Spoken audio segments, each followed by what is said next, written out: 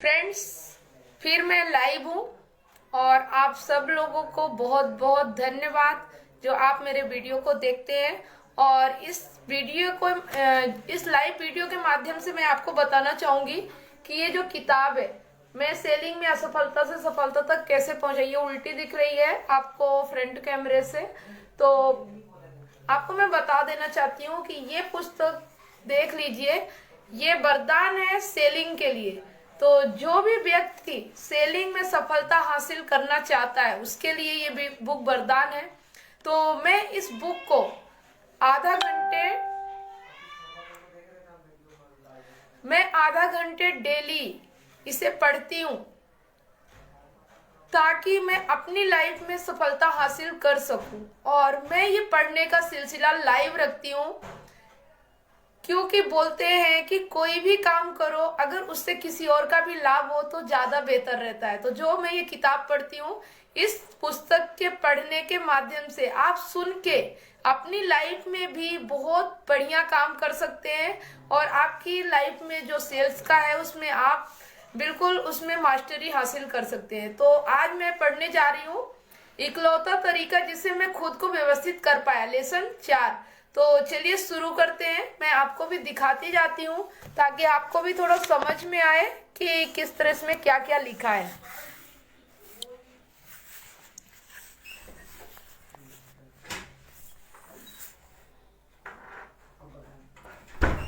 तो आप देख सकते हैं यहाँ पे,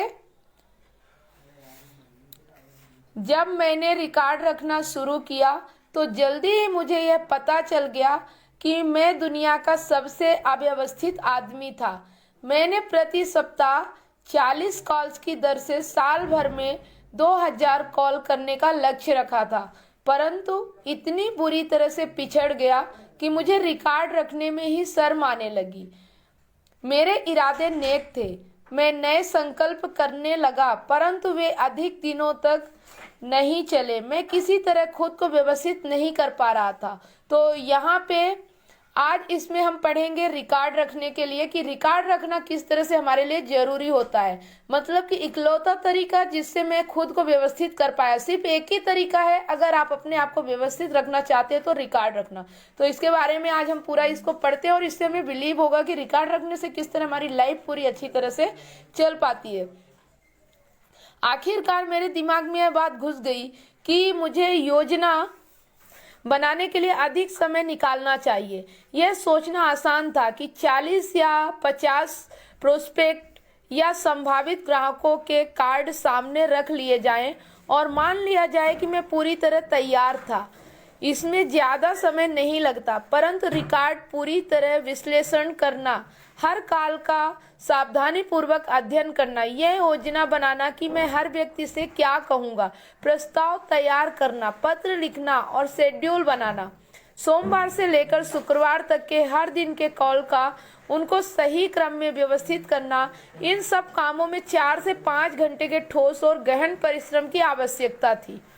देखिए, कोई काम अगर हम करते हैं तो उसमें हमें मेहनत तो लगती है, लेकिन अगर उससे हमारी दिनचर्या व्यवस्थित हो जाती है, हमारी लाइफ में सफलता हमें मिलना शुरू हो जाती है, तो ये मेहनत करना हमारे लिए बहुत जरूरी है। तो इसके आगे मैं पढ़ना चाहूंगी। इसीलिए मैंने शनिवार की सुबह को अलग रख लिया और इसे खुद को व्यवस्थित करने के दिन का नाम दिया। क्या इस योजना से मुझे मदद मिली? सुनिए। हर सोमवार की सुबह जब मैं निकलता था तो अनिच्छा से कॉल करने के बजाय मैं विश्वास और उत्साह के साथ लोगों से मिलने जाता था।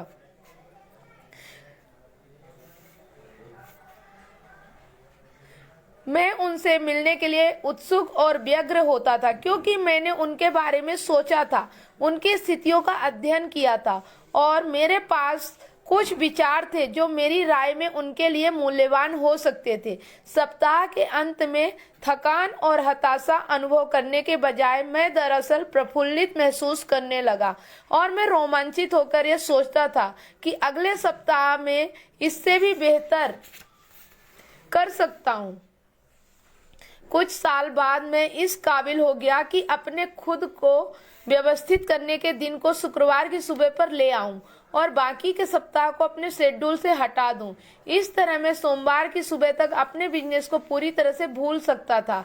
यह बड़ी हैरानी की बात थी कि जब मैंने योजना बनाने के लिए पर्याप्त समय निकाला तो मैंने कितना अधिक काम कर लिया, और यह तो उससे भी अधिक हैरानी की बात थी कि जब मैंने योजना के बिना काम किया तो मैं कितना कम काम कर पाया।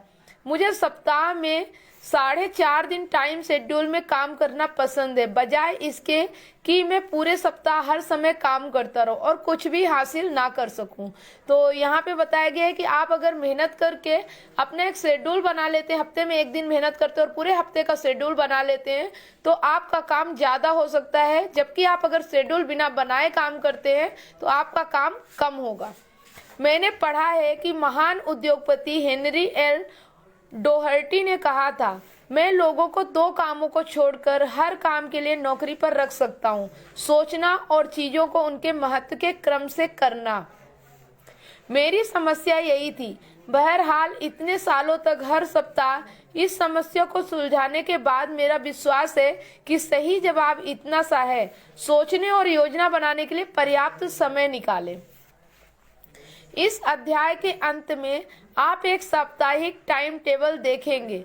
मैंने इसे पेंसिल की तरह नहीं बनाया है, मैंने इसे सैंपल की तरह नहीं बनाया है। सॉरी, थोड़ा सा वहाँ मिस्टेक हो गई थी, मैं फिर से पढ़ देती हूँ कि मैंने इसे सैंपल की तरह नहीं बनाया है। मैंने अपनी फाइलों में से कुछ पन्ने निकाले और उनमें से एक का प्रयोग उदाहरण के लिए किया है। आप 1 महीने के रिकॉर्ड कार्ड्स भी देखेंगे जो हर उस आदमी की मदद कर सकते हैं जो अपने समय की योजना बनाना चाहता है।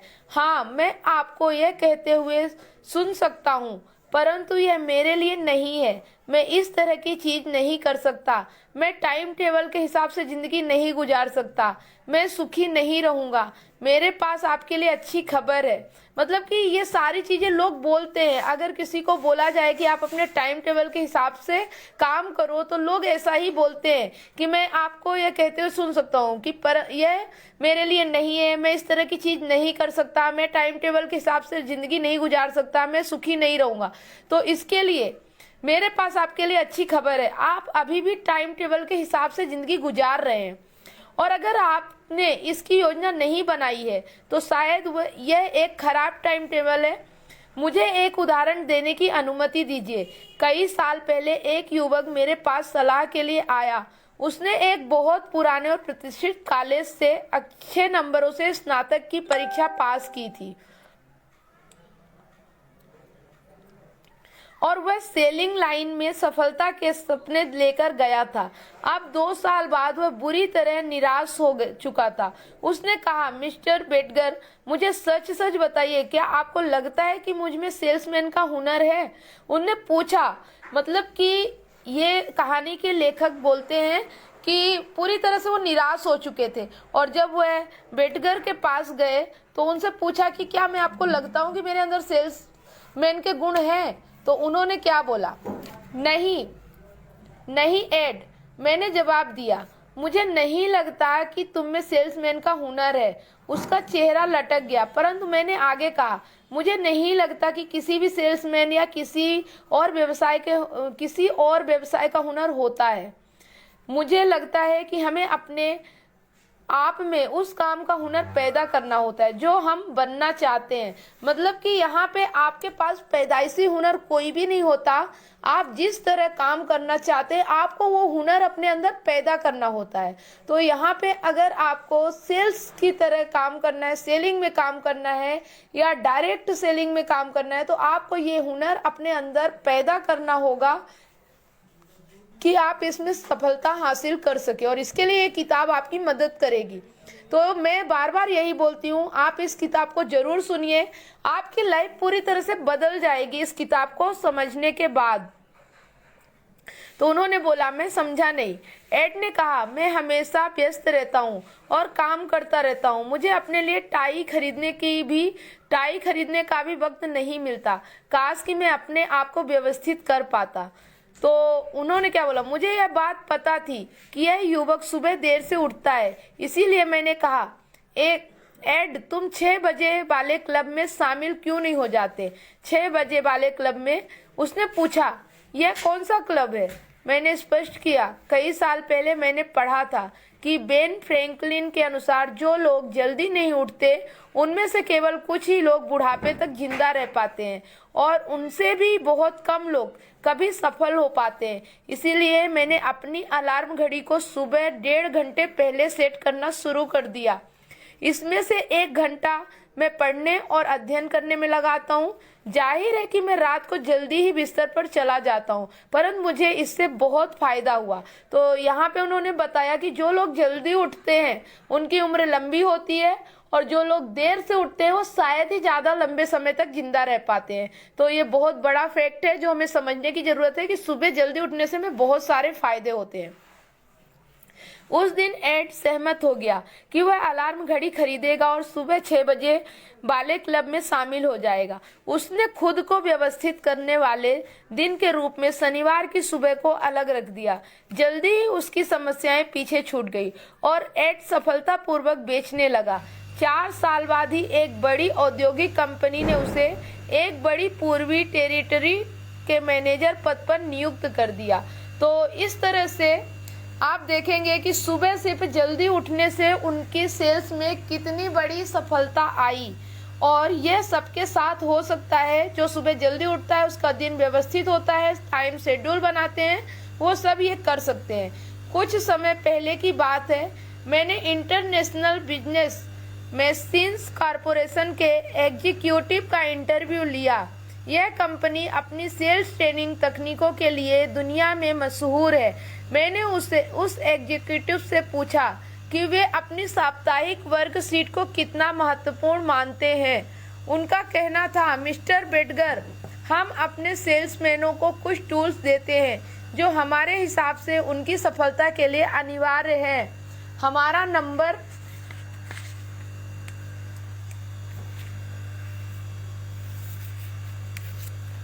नंबर 1 टूल है साप्ताहिक वर्कशीट, जिसे हमारे सेल्समैनों को हर हालत में भरना होता है।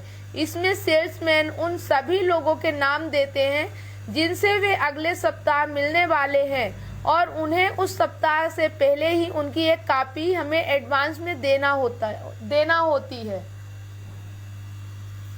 क्या आप इस नियम को उन सभी 79 देशों में लागू करते हैं जहां आप काम करते हैं? बिल्कुल, उसने जवाब दिया। क्या होगा अगर कोई सेल्समैन इस नंबर 1 टूल्स का प्रयोग करने से मना कर दे? मैंने पूछा। ऐसा हो ही नहीं सकता, परंतु अगर कोई ऐसा करता है तो फिर वह सेल्समैन हमारे लिए काम नहीं कर सकता। उसके ठीक यही शब्द थे। मैं जितने सफल लोगों से मिला हूँ उनमें से ज्यादातर अपने समय को लेकर पूरी तरह से निर्मम है। एक उदाहरण ले, फिलाडेल्फिया की fidelity mutual life insurance company के एक ऑफिसर लॉरेंस डूलिन ने मुझे हाल ही के एक अनुभव के बारे में बताया। लैरी ने एक रात को पेंसिल्वेनिया के अल्टोना के अपने मैनेजर रिचर्ड डब्ल्यू कैपेबल को फोन किया और कहा, डिक, मैं अपना कुछ एजेंसियों के दौरे के लिए अगले सप्ताह पश्चिम के टूर पर निकल रहा हूँ। सोमवार को मैं हैरिसबर्ग में रहूंगा। मंगलवार का दिन मैं अल्टोना में आपके साथ बिताना चाहूंगा। डिक ने जवाब दिया, लैरी, मेरी तुमसे मिलने की बहुत इच्छा है, परंतु मेरे लिए तुमसे अगले शुक्रवार की दोपहर से पहले मिलना संभव नहीं है। अगले शुक्रवार को जब दोनों लोग इकट्ठे लंच करने बैठे तो लैरी ने कहा, क्या आप पूरे सप्ताह बाहर थे, डिक? नहीं, डिक ने जवाब दिया, मैं पूरे सप्ताह यही था। आश्चर्यचकित होकर लैरी ने कहा, आपके कहने का मतलब यह है कि मंगलवार को आप अल्टोना में ही थे? हाँ, डिक ने मुस्कुराते हुए कहा। काफी अफसोस से लैरी ने कहा, डिक, क्या आप जानते हैं कि आपकी वजह से मुझे क्या करना पड़ा?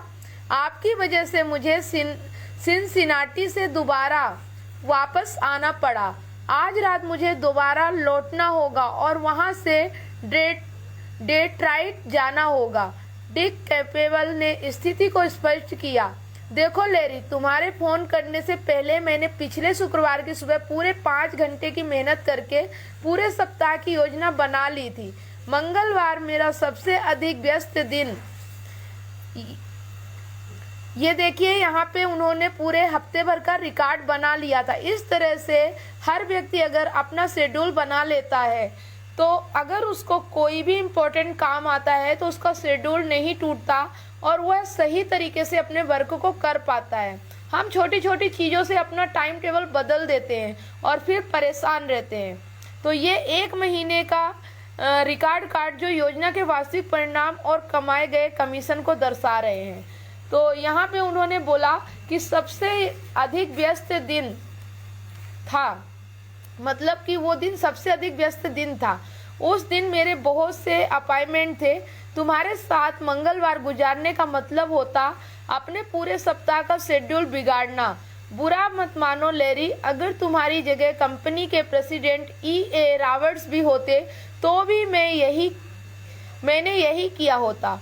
मुझे इस बिजनेस में जो भी सफलता मिली है वह इसी कारण मिली है कि मैं हर शुक्रवार को मेहनत करके सप्ताह का जो शेड्यूल बनाता हूँ, मैं उसमें किसी भी चीज़ या किसी भी काम को हस्तक्षेप नहीं करने देता। लैरी डुलिन ने मुझसे कहा, फ्रैंक, जब मैंने यह पहली बार सुना तो मुझे धक्का लगा, परंतु मैं गुस्सा नहीं हो पाया। मुझे जल्दी ही यह महसूस हो गया कि यही डिक कैम्पबेल की अद्भुत सफलता का असली रहस्य था।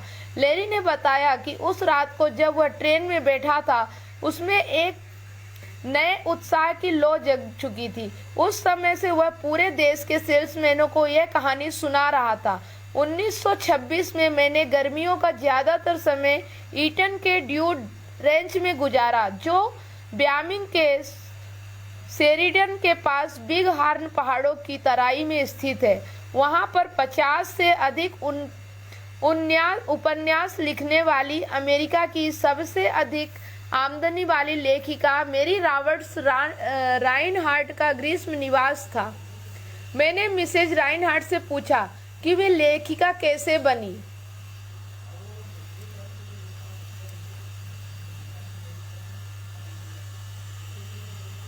यह रहा उनका जवाब, उन्हीं के शब्दों में।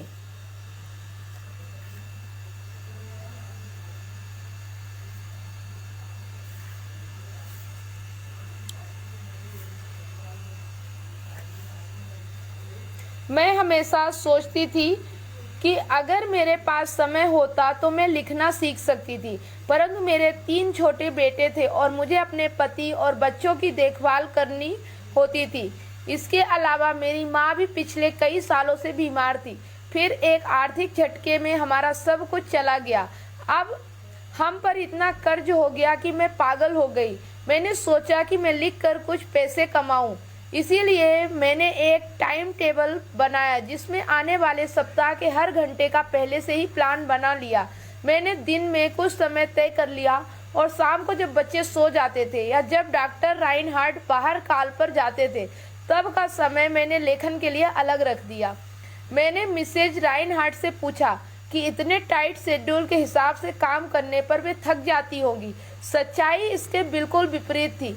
उन्होंने मुस्कुराते हुए कहा, मेरी जिंदगी में इस वजह से मुझे एक नया आनंद मिला। मेरी रॉबर्ट राइनहार्ट नहीं जानती थी कि उन्होंने मुझे कितनी प्रेरणा दी। जब मैं घर लौटा तो मैंने फ्रैंक बेटगर और उसके समय का पहले से बेहतर सदुपयोग करना शुरू कर दिया। सालों पहले मुझे डगलस मैलाक की यह कविता मिली। मैंने इसे काट कर अपनी स्क्रैप बुक में रख लिया। मैंने इसे पढ़ा और बार बार पढ़ा जब तक कि यह मुझे पूरी तरह याद नहीं हो गई। इसने मेरे भीतर कुछ बदल दिया। शायद यह आपके भीतर भी कुछ बदल दे। यह रही कविता। हो सकता है कि आपके साथ कुछ भी गड़बड़ ना हो, जिस तरह से आप जीते हैं, जिस तरह से आप काम करते हैं, परंतु मैं साफ देख सकता हूँ कि मेरे साथ क्या गड़बड़ है। ऐसा नहीं है कि मैं आलसी हूँ या जानबूझकर काम से जी चुराता हूँ। सभी की तरह मैं भी कड़ी मेहनत करता हूँ और इसके बावजूद मुझसे इतना कम हो पाता है। सुबह जा चुकी है, दोपहर आ गई है। इससे पहले कि मैं जान पाऊँ रात करीब आ चुकी है और मेरे चारों तरफ अफसोस काम पड़े हुए हैं जो अधूरे हैं।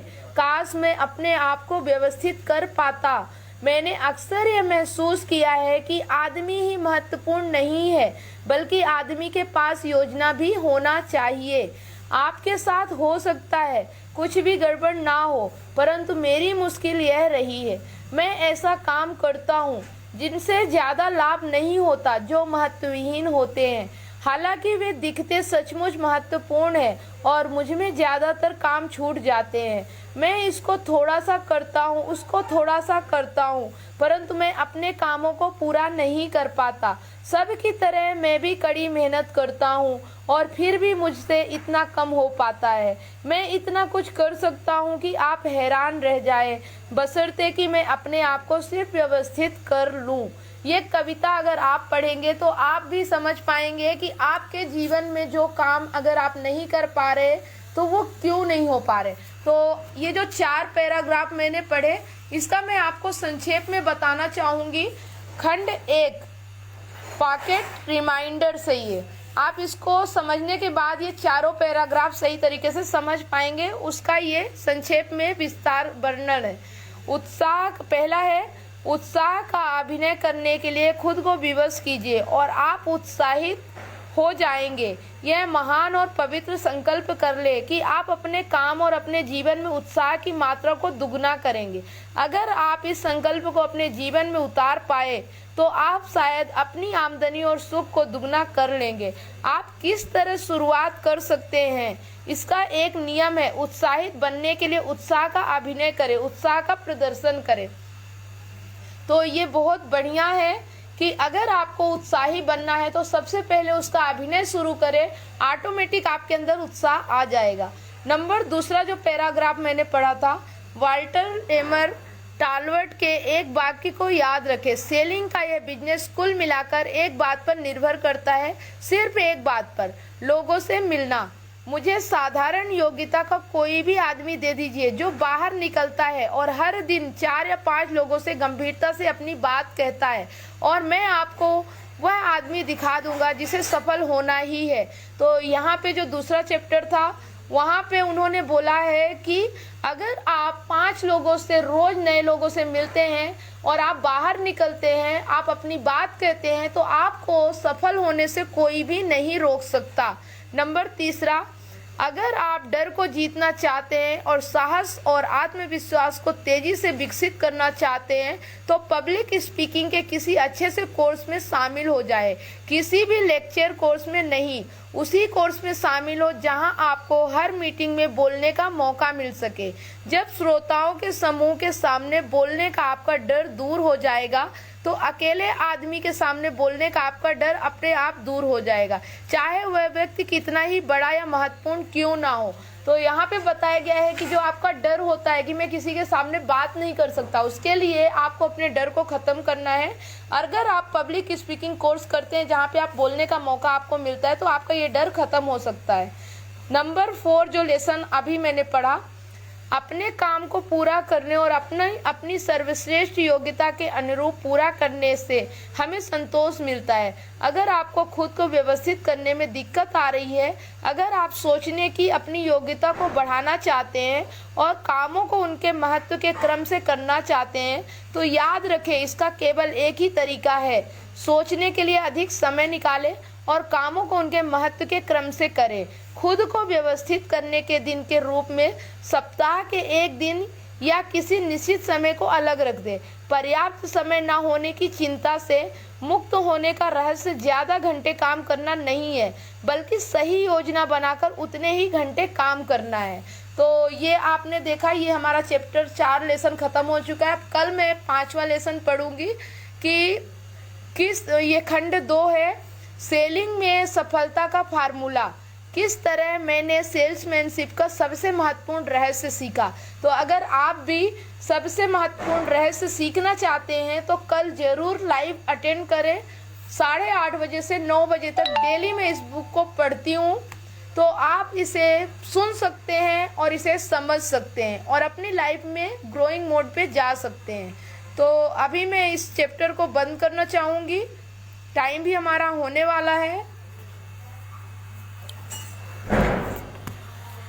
तो आपको मेरा ये लाइव सेशन कैसा लग रहा है आप कमेंट के माध्यम से मुझे बता सकते हैं।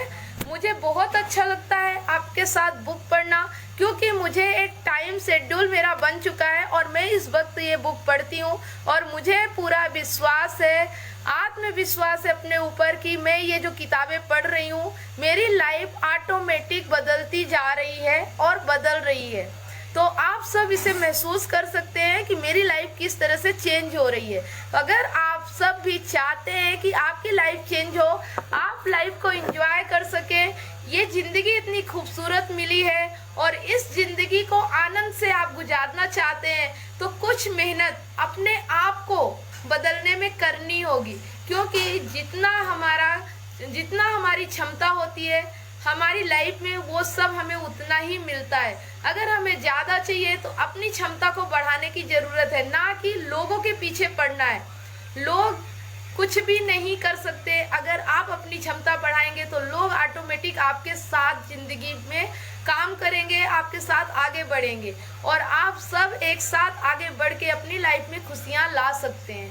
तो ठीक है, आज का हमारा सेशन यही मैं ख़त्म करना चाहती हूँ। फिर मिलते हैं कल 8:30 बजे लाइव। बिल्कुल मिलना ना भूले। जो लोग हमारे लाइव में आना चाहते हैं वो लोग लिंक मिल जाती है। आप मेरे फेसबुक पेज पे मैं लाइव रहती हूँ 8:30 बजे, आप सब उसे ज्वाइन कर सकते हैं। कमेंट के माध्यम से अगर आपको कुछ क्वेश्चन है इस किताब के बारे में या कोई भी जानकारी ऐसी जो कि आप जानना चाहते हैं तो आप मुझसे संपर्क कर सकते हैं। तो फिर मिलते हैं नेक्स्ट डे नेक्स्ट लाइव में। तब तक के लिए आप सब लोगों को मेरा वीडियो देखने के लिए धन्यवाद।